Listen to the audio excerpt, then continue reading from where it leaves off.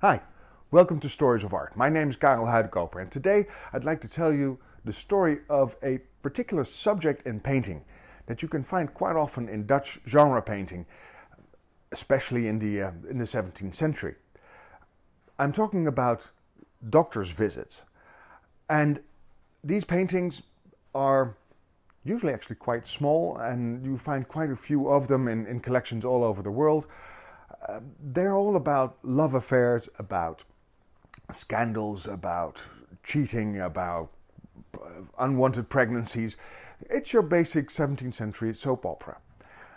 There are two main versions of these paintings, and I'll discuss both of them, but let me get out of the way so I can show you.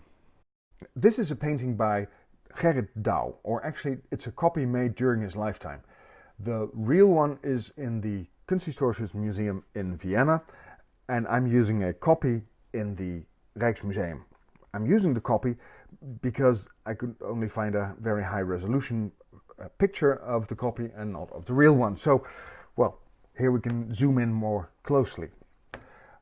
In these pictures, in all of the paintings I'm going to show you, we see doctors, and I'm using the term quite loosely, because the distinction between doctors and quacks wasn't a real one yet. Doctors in general couldn't really help people anyway, because medical science hadn't really progressed that much.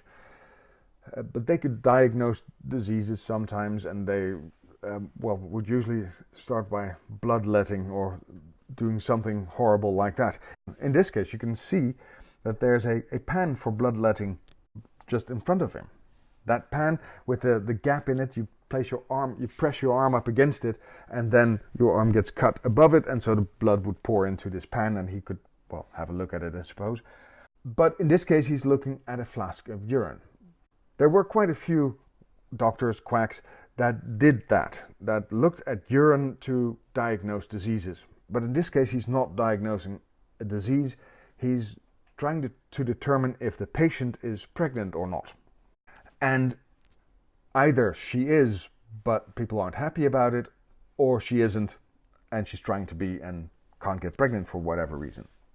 Because the lady in the background looks quite anxious, she's crying. It's probably not her that we should be worried about, but she's probably the servant of the patient. And we can see that she's a servant because she's carrying this bucket. It's a specific bucket that servants would carry. It is actually a closable bucket. It had a lid, and servants would carry it when they were out running errands or whatever. And we can see that there's a link to love here because there's Cupid right above her. Can you see it in the wall? So they're not trying to determine any other type of disease. It's all about pregnancies. Now, don't take my word for it just yet, but this is a type of painting. You can find many of these, and some are more subtle than others. One of the elements you always see in these things is that people are unhappy about the results. This is another one, this one made by Frans van Mieris, and here you can see the doctor is looking at his flask, and we are reminded that it's urine because there's a bedpan right next to the patient. I assume that that's the patient because she's fainted. There's an older woman trying to comfort her, and there's a young lady crying as well. So something has gone wrong. That's what we're meant to see here. And of course, it's a love story gone wrong. Now our mind is supposed to take over, and we're supposed to invent whatever went wrong. She fell in love, and her lover left her, and left her pregnant apparently. Something like that. As I said, these things are about pregnancies, they're about sex, and they're about lost lovers. How do I know? Well, mainly because there are different versions that are less subtle than others. And this one is very, very obvious. It's by Godfried Schalcken. It's in the Mauritshuis in The Hague. And here you can see, well, the crying lady, the flask of urine, the doctor looking at it, and a little boy making an obscene gesture. And if we look closely at this little flask, we zoom in all the way, then we can even see that there's actually a little baby floating around in the urine. So the doctor can actually see somehow that she has a baby in her belly. Now, a different version of doctor's visits are these. This is where a doctor takes the pulse of a woman. And it's a woman that has lost all strength. She's lying down as if she's fainted or about to, or doesn't have the strength to sit up straight. And again, we are meant to see this as love sickness. I guess her lover has left her. That's the thing that we have to fill in ourselves. There's several elements to these pictures that are always the same. What you almost invariably find is this little box that you can see below her feet. I'll have one later on where you can see it even more clearly. And that's in Dutch called a stoof. And it is a very common thing.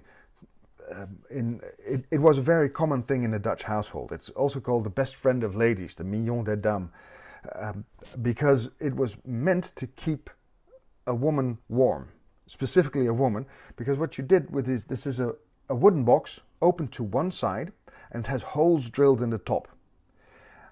This little pan you see here next to it has hot burning coals in it, and you put that inside the stove, and then you put the whole thing underneath the skirts of a woman, so it keeps you nice and warm.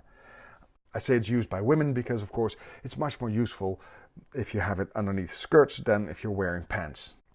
Now, there were lots of little poems and jokes made about that these little boxes with the hot coals are better than having a man, because the box doesn't leave you, the box is always around when you need it, and it keeps you nice and warm anytime you need it. So there's a little allusion to love there. Another one is that you can see that in the little pan that they've taken out, there's this sort of string that runs into it. There's two explanations for that.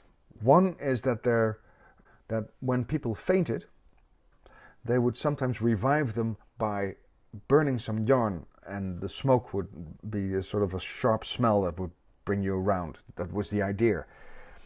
Could be that that's it.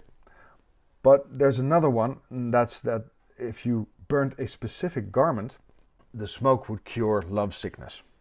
And that garment is a garter belt. Now, garter belts are not the same thing as we have today. They didn't have elastic garter belts yet. They didn't have elastic stockings either. So you really needed garters. If you pulled up a sock, there was nothing to keep it up, so it would just fall back down again, and that's why they would tie it around their leg with a piece of string, a specific piece of string like this one. And that's called a garter belt. Now, if you burnt that, smelt and inhaled the smoke, the idea was that you would cure love sickness. But of course, everybody knew that that doesn't work. Now, this one is by Jan Steen, and Jan Steen made these paintings by the dozen. He must have made well over 100 of these paintings. And he often copied his own work, more or less, because this one looks a lot like the next one. Can you see that there's sort of the same lady? She's positioned in the same way, and the doctor standing on the same side. It's just a room that's a little bit different. But all the same elements, again, are there. Underneath her skirts, we can see the stove, we can see the little pan with the coals and the little garter belt lying in it. And, of course, she is more or less fainted. And, of course, there's the doctor feeling her pulse.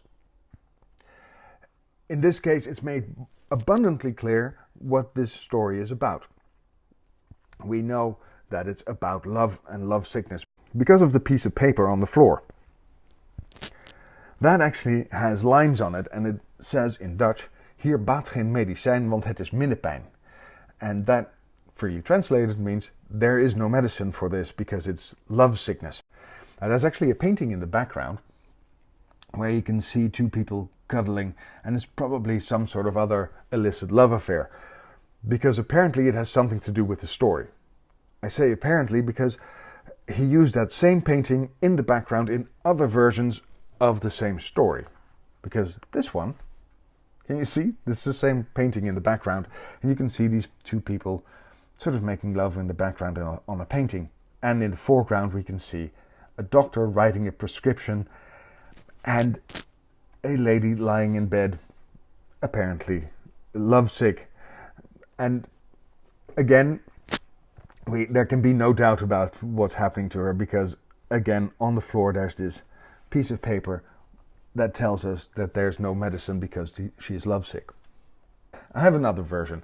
This one here, you can see again the doctor feeling her pulse. By the way, these doctors always wear clothing that was out of fashion. This is something that, of course, for us is very difficult to see.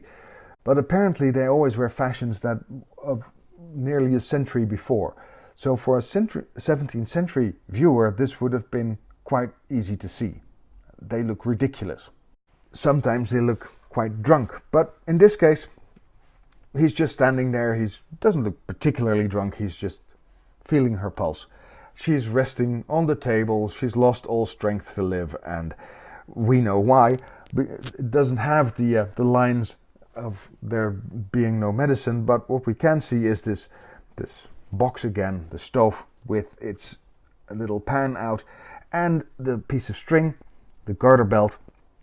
And in this case, it actually combines the two types of doctor visits, because you can also see a little flask, and well, we can assume that that's urine. There's even the bedpan in the background. Another one by Jan Steen. In this case, he's doing both things at the same time, looking at the urine, feeling her pulse, and we have, of course, the standardized bits on the floor. And that you find in collections all over the world. If you were to Google doctor's visit painting, you get dozens more of these. Some by Jan Steen as well, and some not. But this is a nice one, because here we can see the lady is again not very happy about the result. The doctor has her flask of urine, but there's another story element to it, because in the background a man appears and he gives a letter to a servant. So maybe there's hope after all. I've always kind of liked this one, again by Jan Steen. And you see the same painting in the background. You see that where two lovers are cuddling up. There's a doctor. He's feeling her pulse. There's a woman bringing over the flask of urine, and there's lots of other bits. There's the little pan with the coal and the garter belt, and here's even a little boy playing with a bow and an arrow, sort of like a little kind of a cupid.